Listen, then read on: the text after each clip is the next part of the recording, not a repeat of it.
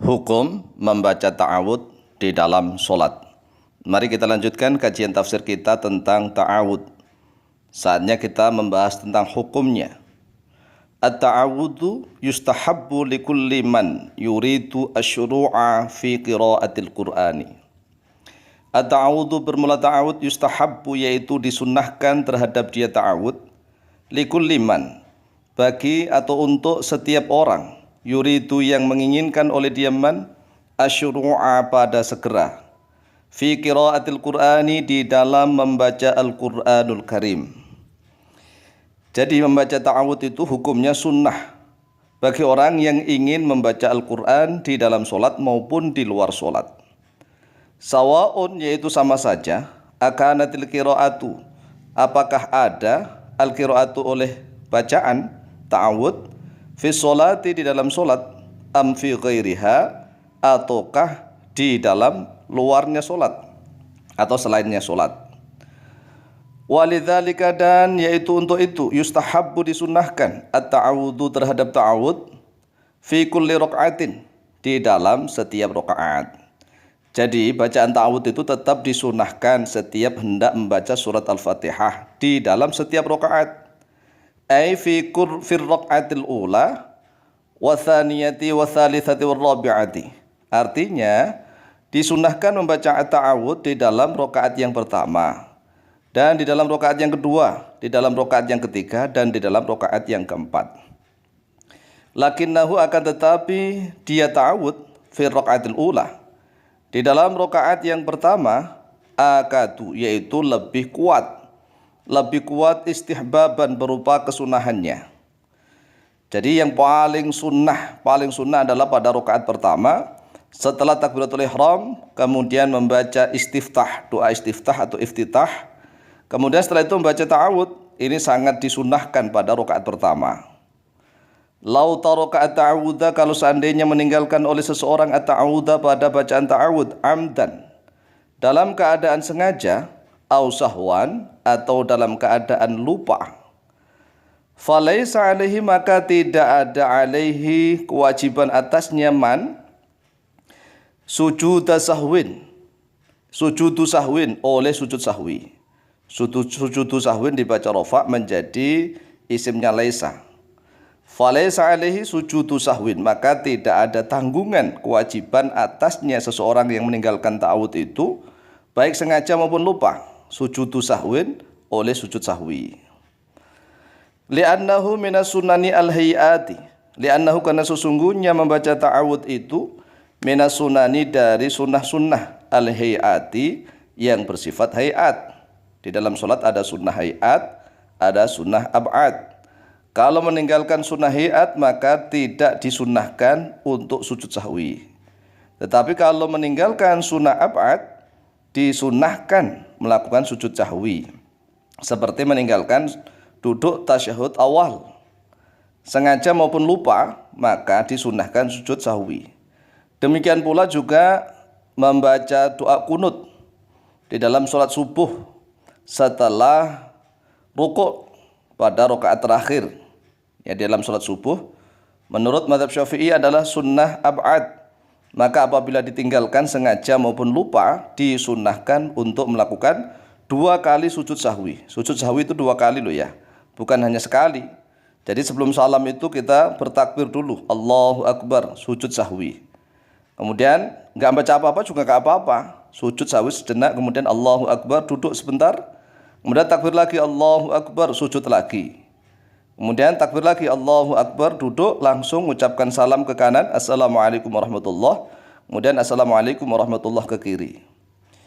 Wa idza ta'awadha fi sholati, dan apabila berta'awud oleh seseorang fi sholati di dalam sholat, allati yang yusirru memelankan oleh seseorang, fiha di dalamnya sholat, bil qiraati dengan qiraah bacaan Al-Qur'anul Karim, asarra maka memelankan oleh seseorang bita'awudi pada bacaan ta'awudnya.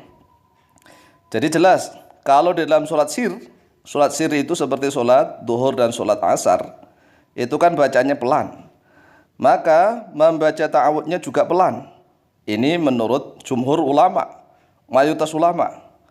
Jadi karena memang sholatnya pelan, yaitu sholatnya sir, sholat duhur dan asar, maka baca ta'awudnya juga pelan. Redaksinya, wa idza ta'awadza fi sholati allati yusirru fiha bil qiraati asarra bit ta'awudzi.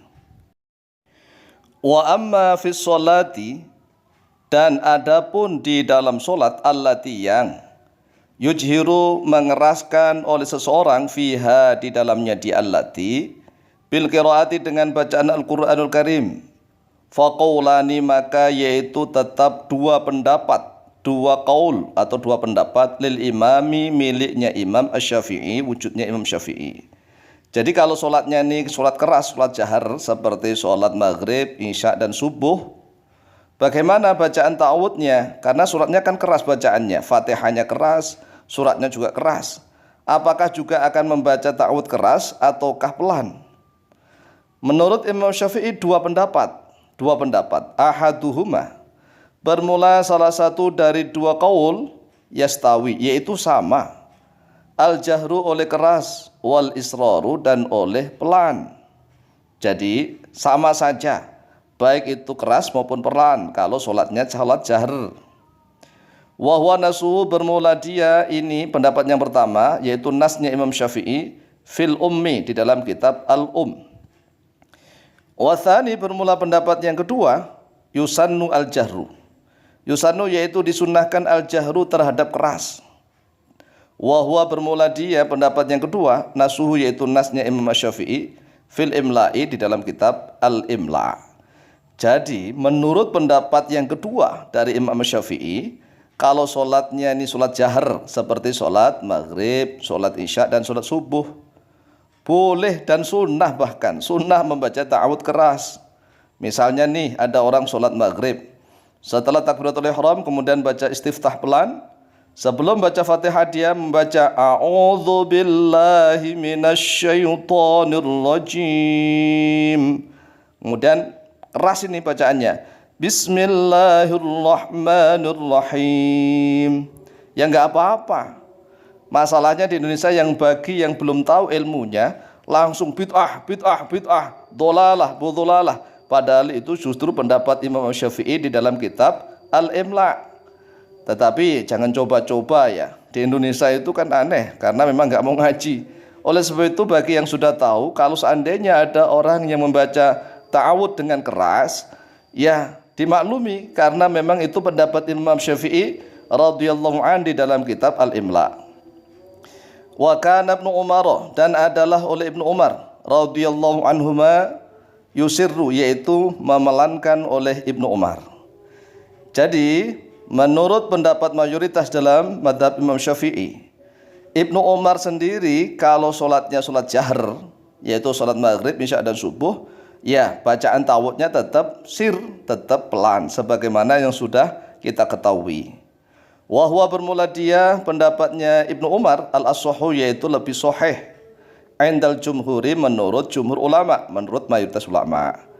Tetapi sekali lagi, kalau misalnya nih ada orang yang membaca ta'awud dengan suara keras pada sholat maghrib maupun sholat isya dan sholat subuh, jangan geger, karena itu sudah dinas oleh Imam Asy-Syafi'i di dalam kitab Al-Imla. Dasarnya ada banyak sekali kan. Salah satunya dalam Al-Quran jelas, sebagaimana yang telah kita jelaskan pada video-video sebelumnya.